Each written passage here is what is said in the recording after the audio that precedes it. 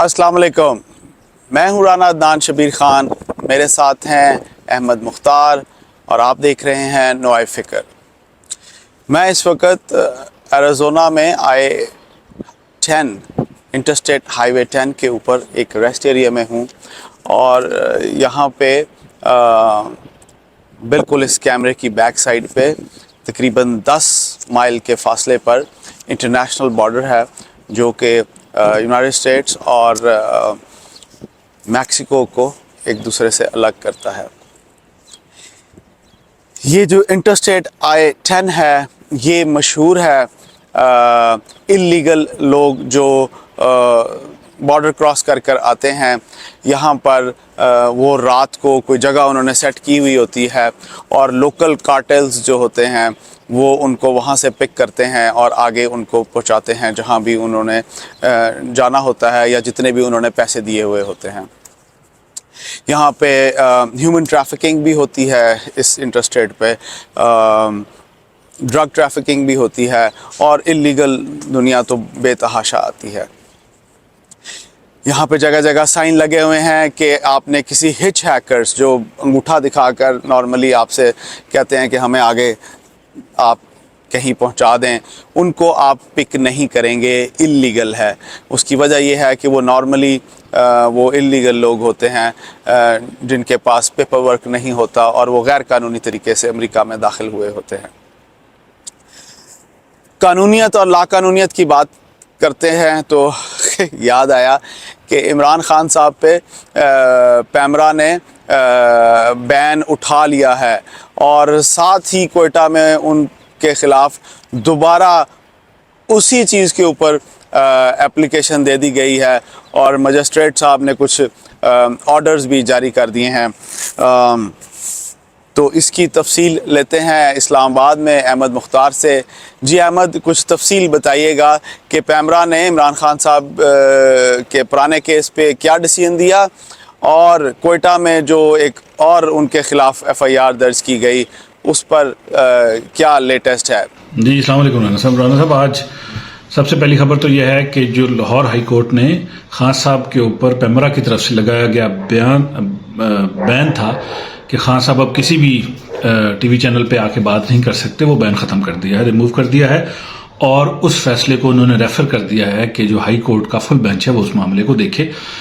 उसमें इल्ज़ाम यह था कि खान साहब ने मुल्क के इदारों के ख़िलाफ़ लोगों को उभारा है, तो वो बैरल सेटिसाइड हो गया है कि खान साहब जो है अब किसी भी जगह पे अगर तकरीर करते हैं तो वो टीवी चैनल दिखा सकते हैं। पहला तो ये है, लेकिन उसके साथ साथ इंटरेस्टिंग बात ये हुई है कि कोयटा से एक एप्लीकेशन फाइल हुई और खान साहब के वहाँ पे अरेस्ट वारंट जारी हो गए हैं। कोयटा में एक साहब ने कि खान साहब ने इदारों के ख़िलाफ़ तकरीर की थी, तो जिसमें उन्होंने मुख्तलिफ नाम लिए थे, तो उसमें बहरहाल जो है कोयटा की एक कोर्ट ने उनके अरेस्ट वारंट जारी कर दिए और मजिस्ट्रेट साहब वहाँ के जो है इलाका मजिस्ट्रेट बिजली रोड का थाना है कोयटा में, वहाँ पे एप्लीकेशन फाइल हुई थी। मजिस्ट्रेट साहब ने कहा कि खान साहब को गिरफ्तार करके उनके पास हाजिर किया जाए। तो ये दो डेवलपमेंट्स हैं जो इस हवाले से अहम हैं। इसमें मैं ये भी बताता चलूँ कि इलेक्शन का चूँकि सीज़न है और इलेक्शन की तरफ लोग बढ़ रहे हैं, तो हर पार्टी ये चाहती है कि वो हर चैनल के ऊपर ज़्यादा से ज़्यादा स्पेस एक्वायर कर सके, ज़्यादा से ज़्यादा टाइम ले सके, नंबर एक।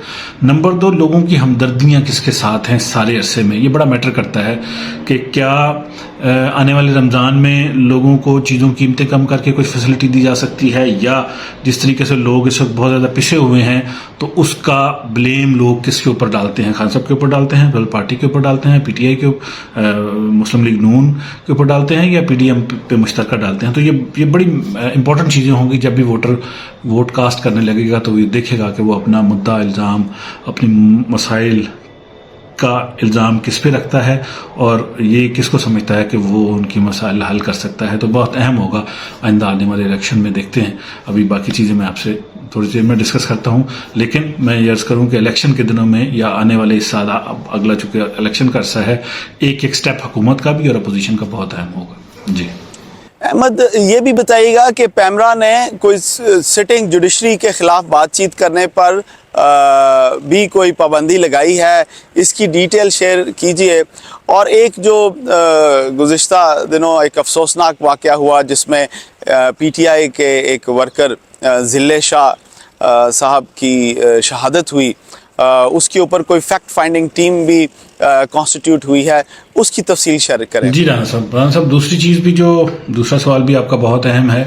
آج یہ ہوا کہ کل جو علی بلال یا ذلے شاہ جن کا نام تھا، جن کی فوتگی ہو گئی، جو خان صاحب کے بڑے سپورٹر تھے اور جو زمان پارک کے باہر جتنے کارکن جمع ہیں ان میں وہ موجود رہتے تھے، ان کی فوتگی ہوئی. اور آج ایک ویڈیو میں بھی یہ بھی دکھایا گیا کہ ان کو پولیس پکڑ کے لے کے جا رہی ہے، یعنی پولیس کسٹڈی میں ان کی فوتگی ہوئی ہے. تو بہت اہم ایشو تھا. عمران خان سے ان کے والد ملے اور بھی لیڈرز ان کے والد سے ملے، اور پھر وہ پولیس میں بھی گئے، کیس بھی رجسٹر کروایا.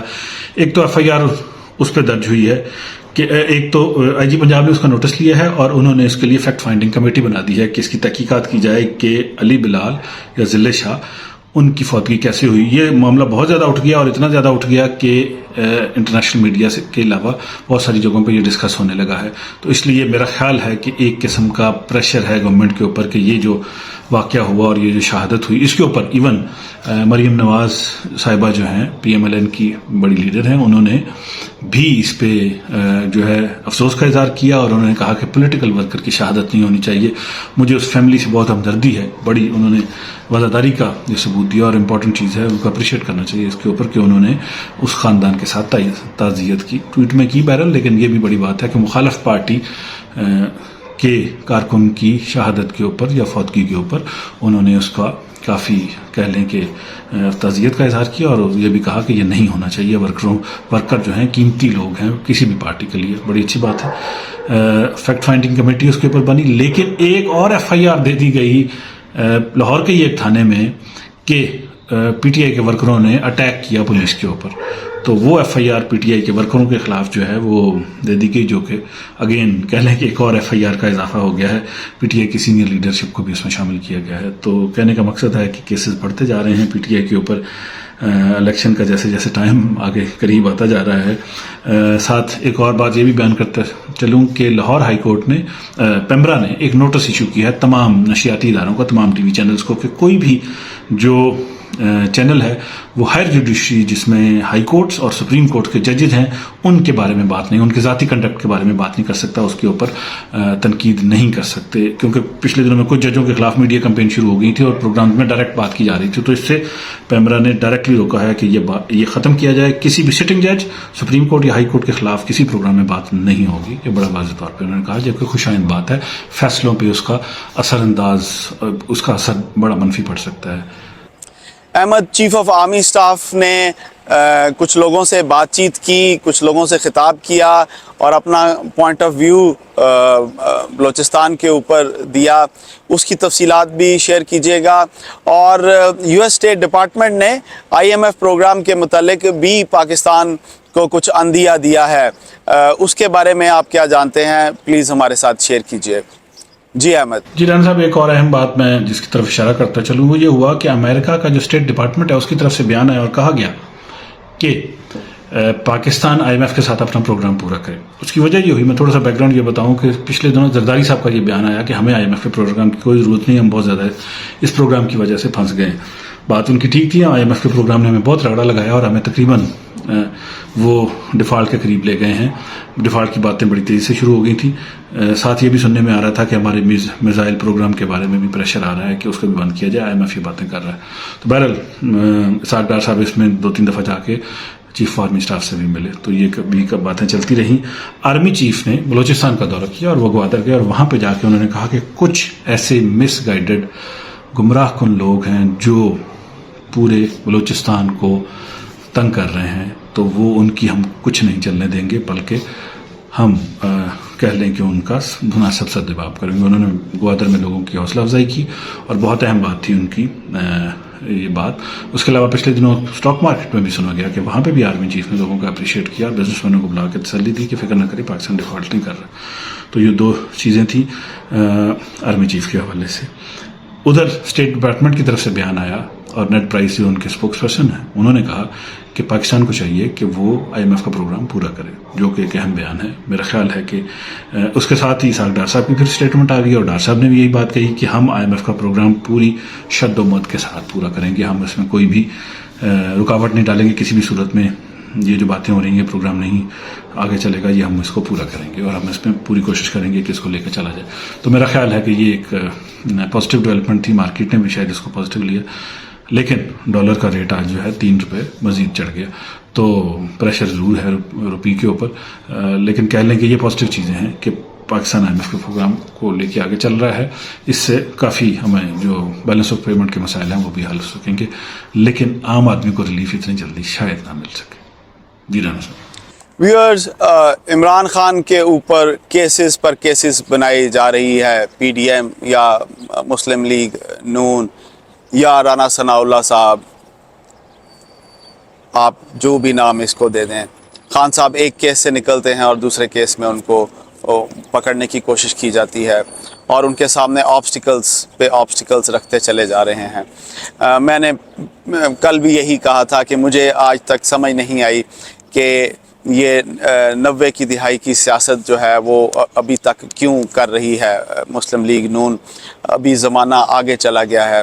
آپ کو اگر عوام کے دل میں جگہ بنانی ہے اور اگر آپ نے دوبارہ گورنمنٹ میں آنا ہے، اگر آپ کو کچھ اور اقدامات کرنے پڑیں گے، کیونکہ آپ کے ان اقدامات سے خان صاحب کی پاپولیرٹی میں مزید اضافہ ہوتا چلا جائے گا۔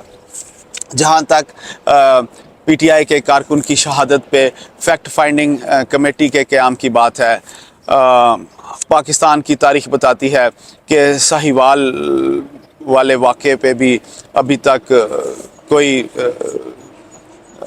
ایسا رد عمل نہیں آیا، کوئی ایسی فیکٹ فائنڈنگ نہیں ہوئی جس پہ کوئی عوام کی اور اس فیملی کی سیٹسفیکشن ہو سکے۔ اگر ہم جائیں اور ماڈل ٹاؤن کے واقعہ کو دیکھیں، اس پر ایون عمران خان صاحب بھی 3.5 سال گورنمنٹ میں رہے ہیں، جو کہ پاکستانیوں کو انصاف کا چورن بیچ رہے ہیں، وہ بھی ان کو انصاف نہیں لے کر دے سکے۔ تو اس فیکٹ فائنڈنگ کمیٹی پر ہم دیکھیں گے کہ کیا ہوتا ہے۔ میرا ذاتی خیال ہے کہ کچھ بھی نہیں ہوگا، اور کسی ایک بزرگ کے بڑھاپے کی لاٹھی توڑ دی گئی، سیاست کی نظر ہو گئی۔ اس پر میں ڈیٹیل بات کروں گا انشاءاللہ اس سیٹرڈے، کہ یہ جو پولیٹیکل ورکرز کی جو شہادتیں ہوتی ہیں یہ کیوں ہوتی ہیں اور ان پر ہمیں کیسے سوچنا چاہیے۔ جہاں تک IMF کی بات ہے، IMF سے ہمیں نکلنا چاہیے، ہر حال میں نکلنا چاہیے اور اپنے پیروں پر آنا چاہیے، اور ان پر پیروں پر آنے کے لیے یہ بہت ضروری ہے کہ اپنے سیاسی اختلافات بھلا کر PTI، پیپلز پارٹی اور مسلم لیگ ایک کمرے میں جمع ہوں اور ڈیسائیڈ کریں کہ پاکستان کو اکنامکلی اور پولیٹیکلی کدھر لے کر جانا ہے۔ آپ کی اگر ذاتی اناؤں کے بت اتنے بڑے ہیں کہ وہ پاکستان سے بھی بڑے ہیں، وہ پاکستان کی عوام کے مفاد سے بھی بڑے ہیں، تو ہم اسی طرح دھکے کھاتے رہ جائیں گے، اور باہر بیٹھ کر باہر کی دنیا کے لوگ آپ کو ڈکٹیٹ کریں گے کہ آپ نے کیا کرنا ہے اور کیا نہیں کرنا ہے۔ اس کے ساری ذمہ داری ہماری پولیٹیکل لیڈرشپ پہ آتی ہے، اس کا سارا وزن ہماری موجودہ پولیٹیکل لیڈرشپ پر آتا ہے۔ میں آپ سے اجازت لوں گا پروفیسر اشفاق احمد کی اس دعا کے ساتھ۔ اللہ آپ کو آسانیاں نصیب فرمائے اور آسانیاں تقسیم کرنا نصیب فرمائے۔ السلام علیکم۔